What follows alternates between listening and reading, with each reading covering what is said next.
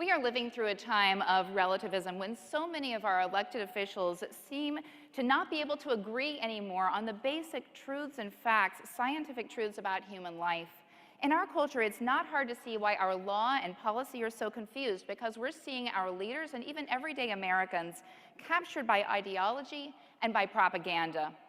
There is a war on humanity, a fight literally over what it means to be human and over when human rights apply to the most vulnerable, the most disenfranchised members of our community, the smallest human lives, people with disabilities, elder adults, and those living with health issues.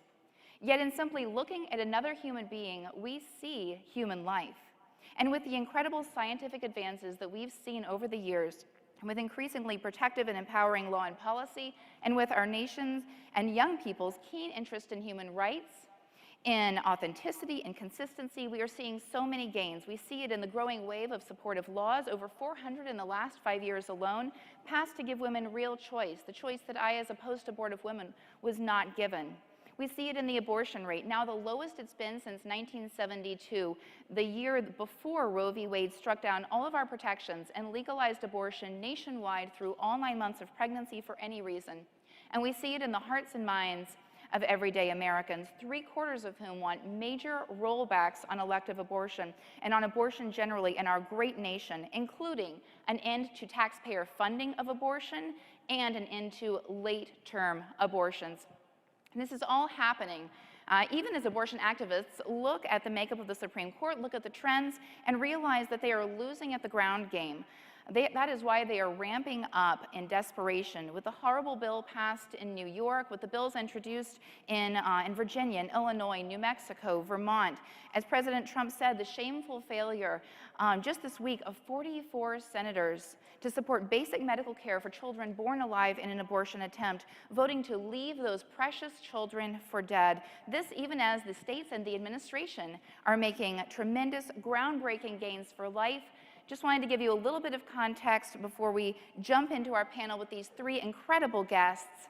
Gianna, I'd like to start with you. As a pro-life advocate and disability rights activist, you speak from a place of deep personal experience as a survivor of a failed saline abortion attempt. You are a survivor, the sort of person that Planned Parenthood and too many national politicians says simply doesn't exist. Can you share a little bit of your story, where you find the ultimate value in life, and how your value in life keeps you from living as a victim? Yes, thank you for having me here. I really appreciate it. And I did survive an abortion. I was born in an abortion clinic in Los Angeles. I have cerebral palsy as a result. I was never supposed to hold up my head, but nothing is impossible for God. And my biological mother was 7.5 months pregnant when she went to Planned Parenthood, and they advised her to have the late-term saline abortion, which burns a baby inside and out, and then is to blind and suffocate the child. And I was born at 6 in the morning, April the 6th, 1977. The abortionist was not at work yet. Had he been there, he would have ended my life with strangulation, suffocation, or leaving me there to die. I always say, if abortion is about women's rights, then what were mine? And as I said, I do have cerebral palsy, but I am not a victim. I am alive by the sheer power of Jesus Christ, unashamed to be a Christian, here for his purposes. And he is how I overcome. He is how I live and where I find my value. I endeavor to really share that with everyone so that they can understand how valuable they are, because I think that is a fundamental issue in the culture now, is that nobody knows why they're valuable, because there's no longer any God to honor. And so I was never supposed to walk, but I finished 2 marathons. I train 8 hours a week with a Navy man, and I'm going to climb a mountain in Italy. And so, I don't know. I'm just so grateful to be alive, but I'm absolutely horrified by what is going on in the nation, and I have something to say to the nation. Absolutely. Thank you.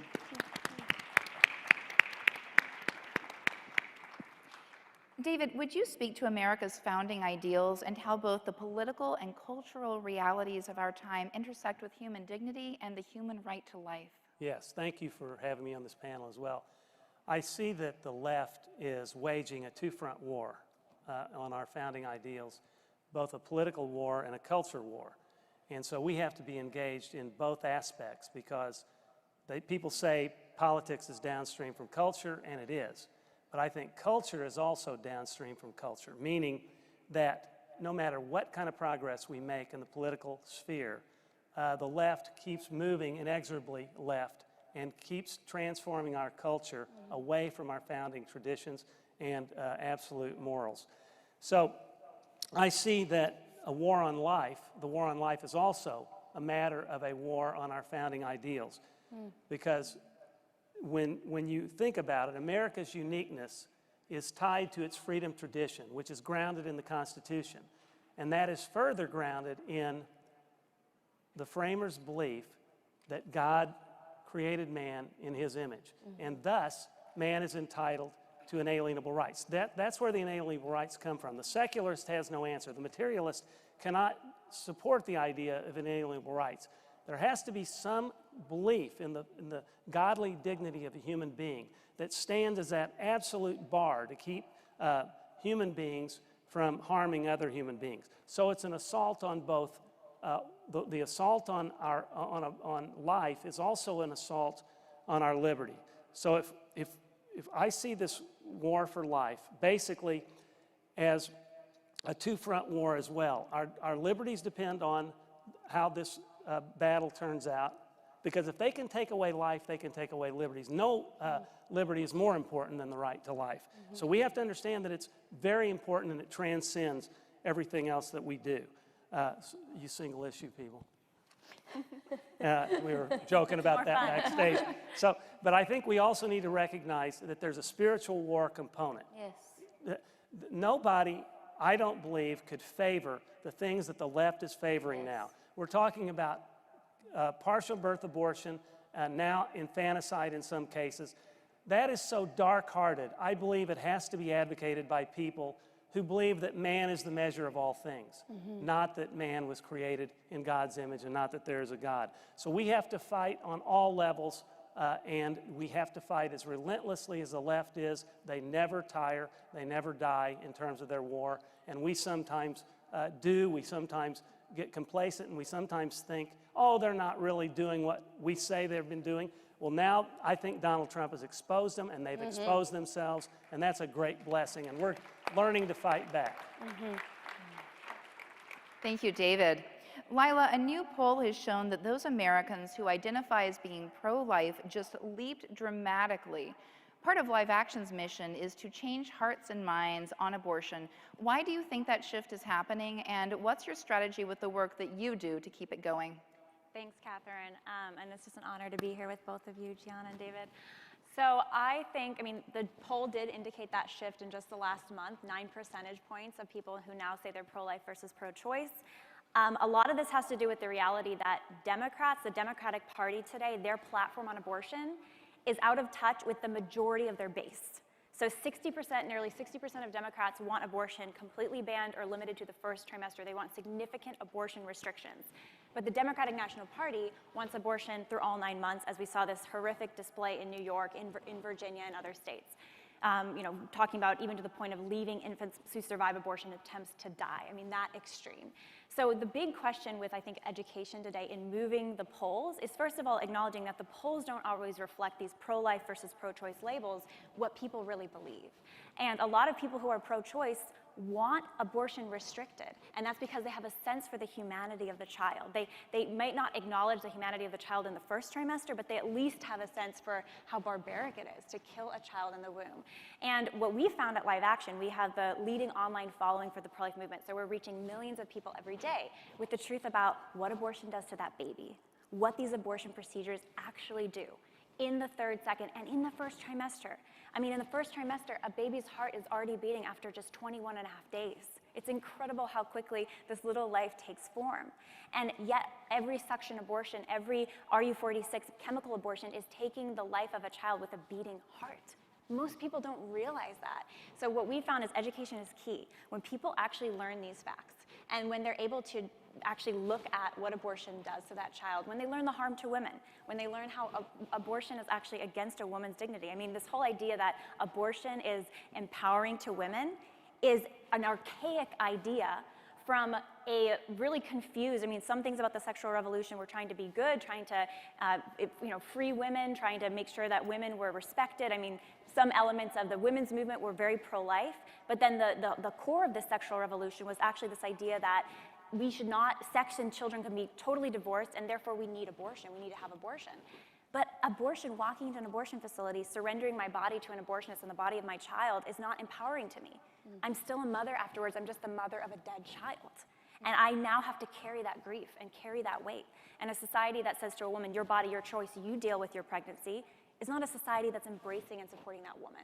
So what we found at Live Action when we do our polling, when we do our studying and our research, is that people do change their minds. People have minds and hearts that are open to this when they actually hear it in a way that they can understand and they can actually engage with what abortion really is. And this idea, this new paradigm, it's a paradigm shift. That this barbaric act of killing a life in the womb, a budding life with all this potential, is actually anti-woman. It's actually against us as women, against our strength as mothers, against love and justice and compassion. And we have to do better as women. We will do better as women. How dare they tell me that I have to kill a child to pursue my dreams or to pursue opportunities or to continue to be in a relationship I may be in or whatever it is. So that is the message, and it's resonating with people, and the polls are showing that. Absolutely. Thank you so much for that perspective.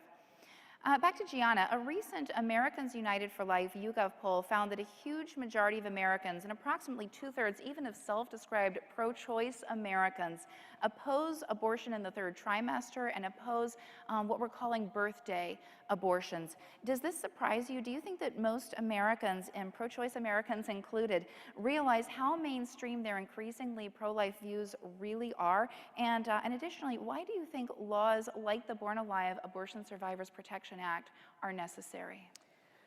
I don't believe that most pro-life Americans believe that their views are acceptable because of the media. I believe that most people believe the media. And most people are terrified about what everyone thinks about them.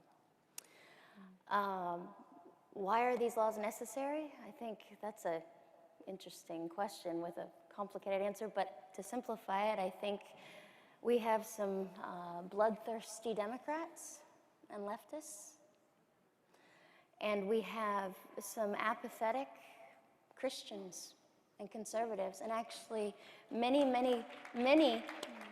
conservatives too have had abortions, and they feel so guilty, and they don't want to think about it, and they don't want to talk about it, and I understand that.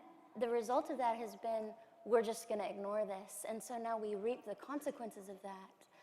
But I want to say, because I know people listening via live stream are here, there may be people here that have had abortions or paid for them, and I want to tell you that I have forgiven my biological mother and told her so. And I remember telling her, and she said, I don't want your forgiveness. And and your father is this, and you are this, and you are an embarrassment to this family, and on and on and on. And yet, ladies and gentlemen, this is why I always, in part, why I always talk about Jesus. Because I am not defined by what she says, or by what you say, or by what you think, but because I am in Jesus, I can face an army that cannot defeat me because of his name. And so, and one other quick thing I wanted to mention is I recently met a top neonatologist named Dr. Noya in Italy.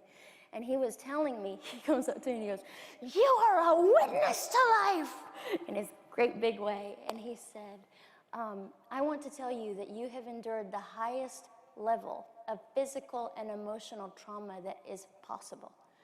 So when my medical records state born during saline abortion, and leftists mock me, and they mock my disability, and they mock the cost of my life, he is saying to me, you endured the highest level, and yet I can look back at him and say, but sir, because of Jesus, I am no victim.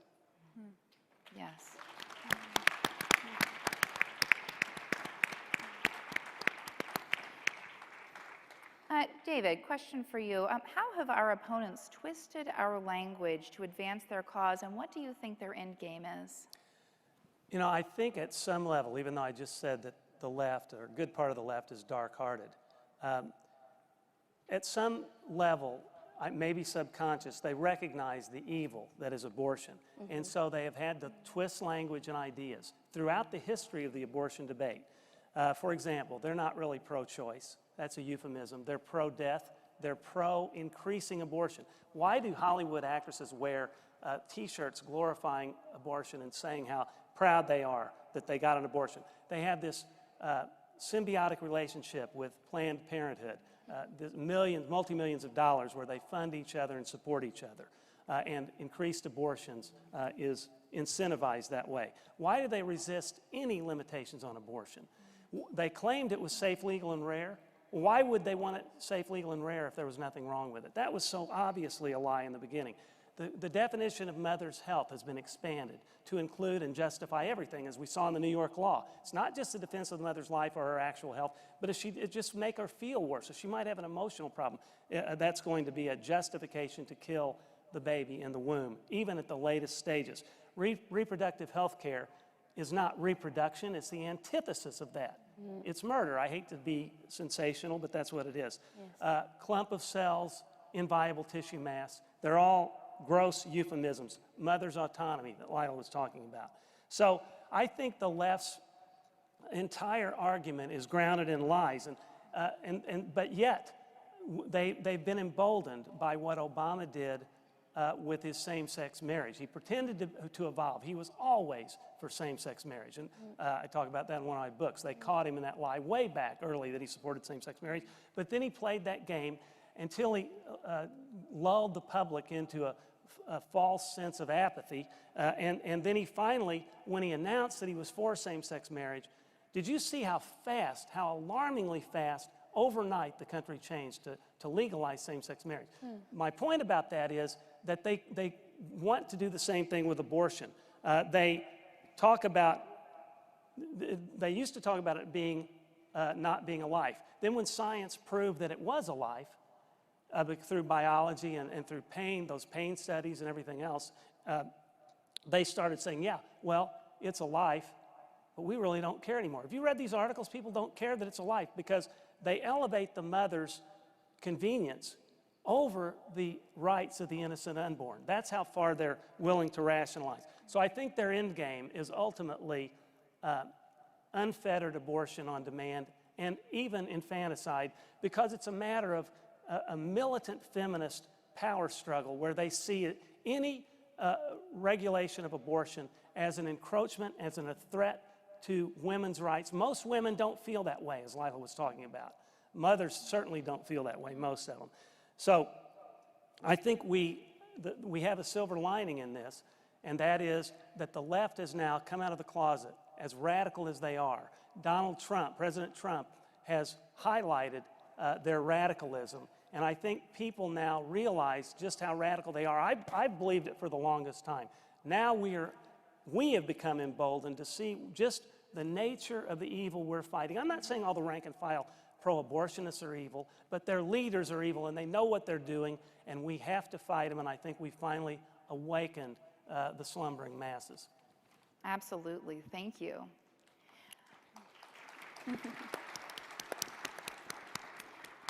Lila, why does this present war on humanity exist, and why are so many Americans fighting, in essence, to corrode the basis in law for their own human rights, not to mention the human rights of the next generation? Do you think it's simple myopia, or could it be something else at play here? Well, that is a very big question. Why is it happening? One thing, for starters, I can list a few things. First off, Planned Parenthood, the nation's biggest abortion chain, has been around for over 100 years, and they've been receiving taxpayer dollars for several decades. So they are now a over $1 billion corporation. They're the biggest abortion chain, and they're the biggest political lobbyist for abortion. They have tentacles in our school, in entertainment media. They have a lot of friends in traditional media. Their president was actually just meeting, Planned Parenthood's president was just meeting with Sheryl Sandberg at Facebook. So they have friends in tech, in entertainment, in Hollywood, in politics. The Democratic Party is lockstep with Planned Parenthood, and they fund candidates. I mean, they tried to spend $30 million, Planned Parenthood, to defeat President Trump. They spent $2 million to elect Governor Northam of Virginia, who then went and fought for infanticide, as we all saw, and said it was the right of a mother and a doctor to allow a born-alive infant like Gianna would have been to just die. So that is Planned Parenthood, and they are one of the big reasons for backing abortion in this country and why there's so much confusion, because they hold so many strongholds, and they've been backed up by government dollars. We're spending over half of $1 billion a year from us to pay for all of that. So this is one of the big reasons, I think. And then just confusion. I mean, most people are not educated on this. And I think education sets people free. And that's what Live Action's working to do. When people have the awareness of what abortion is, what it does to a mother, what it does to a child, things change. Democrats and Republicans change. Thank you. Gianna, can you share when it was that you first heard of the practice of abortion and that you had survived an abortion attempt, and in what context? Do you think it matters how and when one learns of this practice in terms of their attitude towards it? I found out I had survived an abortion. I grew up in a pro-life family. I'm adopted, and I found out on Christmas Day, actually.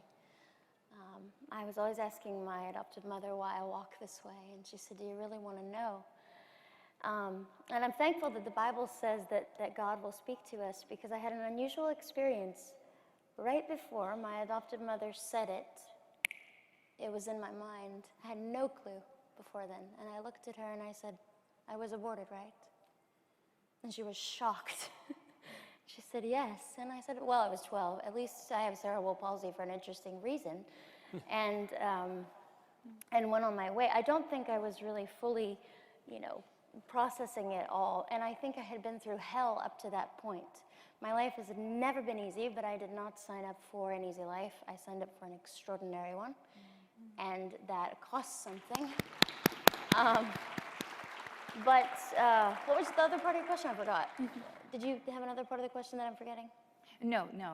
Okay. Yeah. But one thing I didn't finish earlier, and it's vexing me greatly, is that, and I just want to say that I brought up forgiving my biological mother, because if you're here and you've had an abortion, I just want to tell you, I've done this almost 30 years, and I've never met another person, another being that can set anyone free from that except Jesus. So if you want to be free today, you just call on his name and you talk to him about it. And then, because I don't know how to fight. I don't know how to fight the desire to murder without the help of Christ. Thank you.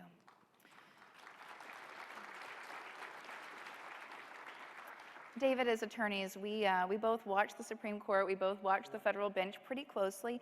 What do you think the Supreme Court is going to do with Roe and its progeny?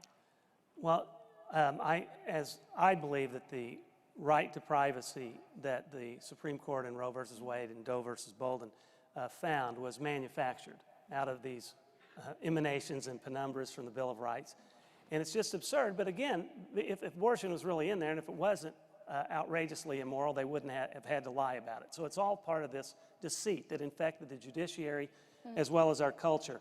But I think that our side, originalist judges, who are usually politically conservative as well, are reluctant to disrupt society and disrupt the constitutional order. And I think Justice Kavanaugh has even alluded to that. So he has an abiding respect for precedent, to the point that he may not even vote to overrule the Roe versus Wade line of cases because he doesn't want to disrupt something that's happened for 50 years. Justice Roberts was, I think, very political, trying hard. He's supposed to be a judicial restraint practitioner, but he was trying so hard not to upset the political order and upset liberals that he bastardized the Obamacare decision. No offense, I'm not trying to slam him, but I'm just saying our side is more feckless, and it affects the judiciary as well. So I don't see us overturning Roe versus Wade. I wish we would, even if with the 2 justices on there.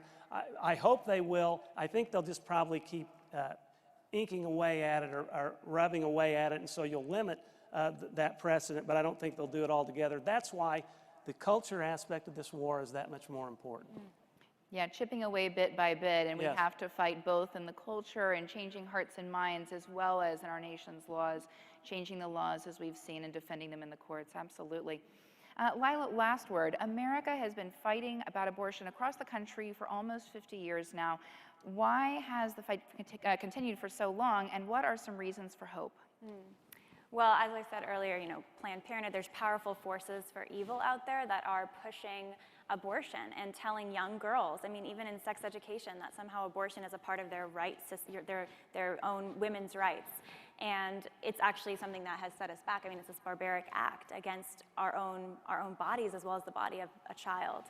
But I think that, you know, I'm very, very, very hopeful because, listen, anytime a kid learns about abortion, and there was even a kids talk, you know, YouTube channel that is Kids Meet. They meet with experts, and they had a Shout My Abortion activist, this pro-abortion activist, sit down with little kids and explain to them how great abortion was. And even these kids who are trained, you know, by this very pro-abortion progressive channel to like accept abortion were very skeptical. They're like, I don't know about abortion. It's not necessarily a good idea. And she's trying to convince them.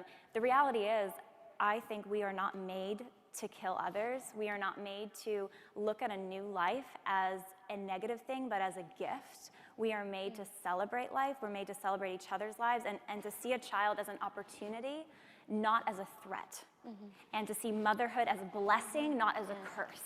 And fatherhood as a blessing and not as a curse. Amen to That's that. how we were created. That's why these human rights are given to us by a God who created us for love and for life. So I'm very hopeful because, listen, if people are just educated, if the political fight is fought, Planned Parenthood needs to be shut down. Their operations, their federal funding needs to be cut off, that $500 million a year that goes to them. We need laws that protect life. I mean, when a young girl is facing an abortion decision and there is an abortion facility right down the street saying, I'll solve your problem for $500, and the young girl feels alone, yes, of course she's gonna feel like she should go there, especially if people are telling her, your body, your choice, you just may have an abortion, get on with your life. So when we change the laws, when we work to shut down the abortion industry in this country, and when we work on celebrating and supporting motherhood, fatherhood, children, and families, we're gonna see the shift because I think that's the inevitable course of progress if we're willing to get in the fight and fight for that true protection of human rights in this country. Fantastic. Yes. 3 seconds left. Yes. Gianna, David, Lila, thank you all for joining us, for sharing your perspectives. Really appreciate it. Thank you. Need help, Gianna?